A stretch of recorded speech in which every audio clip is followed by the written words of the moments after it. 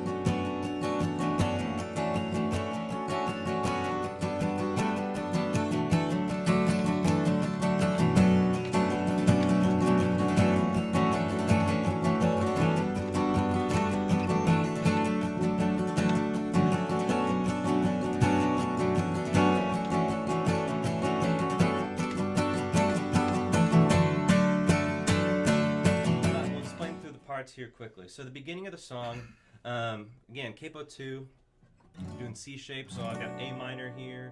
I go to the B, F. Don't do a bar chord. It just chokes a little bit. Everything is very kind of open, very open chords. I'm leaving the 3, so the 2nd fret relative to the capo, out on my G there. Just muting the A string. So all I get is that. The F.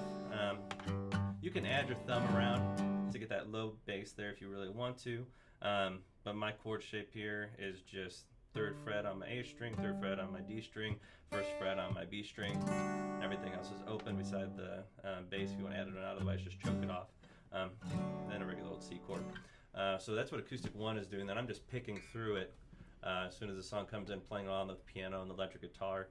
And you'll do that on the intro, the turnaround after the first chorus, and then after that you don't have to. I did it there if you really want to, but especially the end. I think the outro is really big. You just keep hammering it out like that. That'll actually add a lot more real quick. Okay, the 5th and 4th string is going to be on fret 9, and Then the fourth string, or the third string, is going to be on fret 7, and you don't play the bottom string. I don't play the bottom string on any of these chord shapes.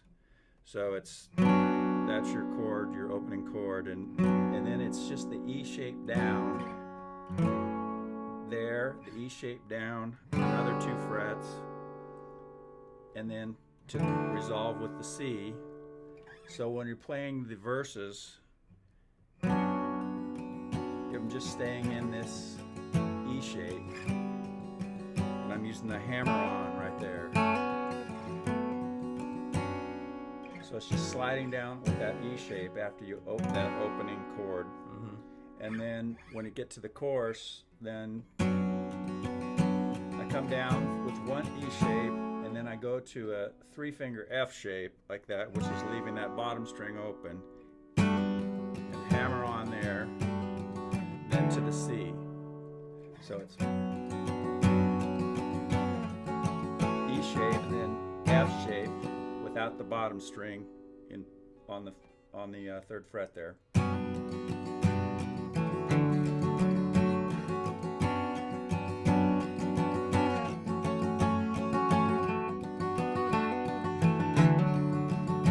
4.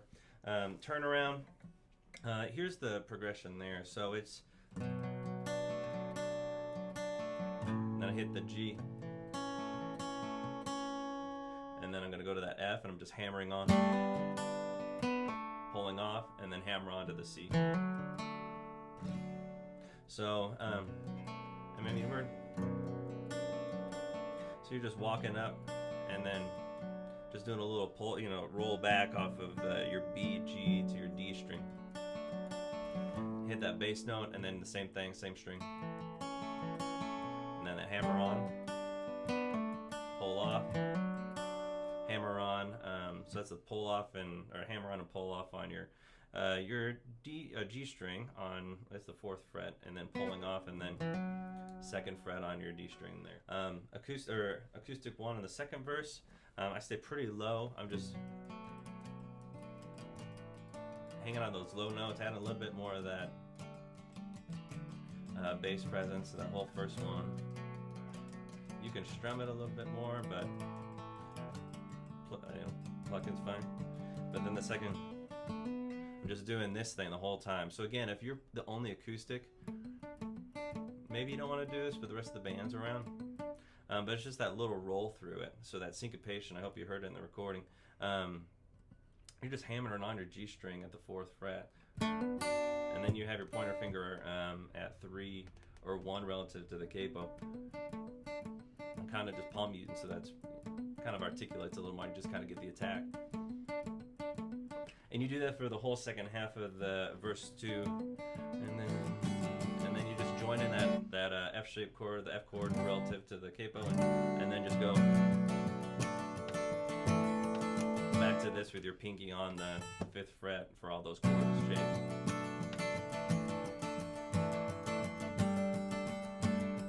And then bridge 1, you got this interesting chord that we're doing. A little dissonance in there with the 7. So pointer finger for me, or middle finger for me, is on my D string, my 4th fret. Pinky finger is on the 6th fret of my G string, and then on my B string, I got my pointer finger at the 3rd fret. So it's be that, but these 3 chords, and that's all you're really using. So you're just going that same picking pattern that's in a lot of the rest of the song. And then the second half of this, you jump to just this 1 string kind of thing, strum thing, and you just climb up to the 7th fret on your B string,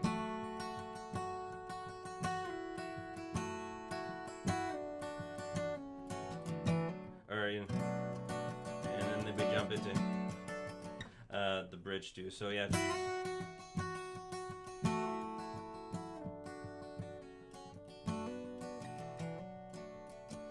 And then just go to that picking pattern.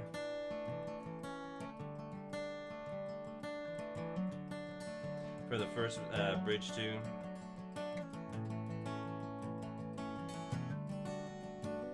And then then go into what you do in the choruses usually. Or the second time through bridge 2.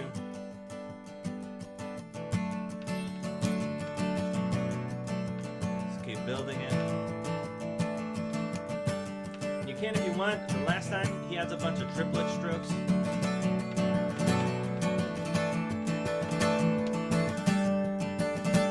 If that's too busy, just keep building it up, kind of a thing, and at the very end, it just really lean. That's it, guys. Again, always let us know if you got any questions, but I hope this was helpful. All right, bye.